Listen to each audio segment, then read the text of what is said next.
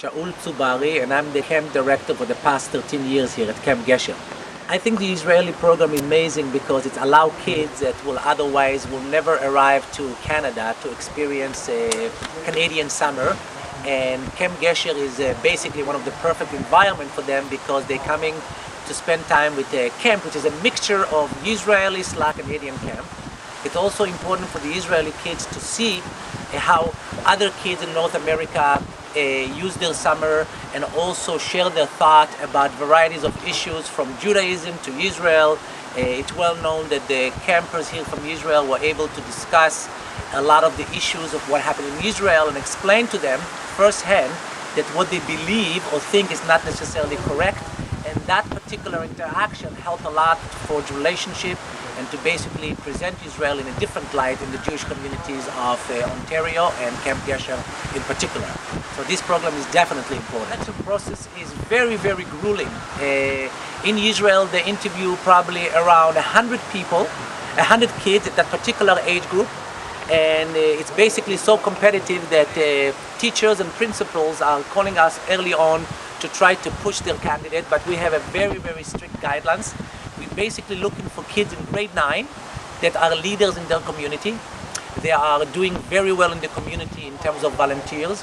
They have a very high average, academic average at school, and they never travel abroad. We also tell them that they are going to be an emissary of Israel at camp, so we have to prepare an activity or pa'ula here to present to the kids, and they have to carry themselves in a manner which is going to be respectful and it's going to be in accordance with Camp Gesher, and the behavior that basically they're going to display are going to represent Israel. So it's a very grueling process and really will bring the top of the kids to Camp Gesher. Yaldenu organization basically is the one that started the whole process. Without Yaldenu, we will not have this kind of program at Camp Gesher.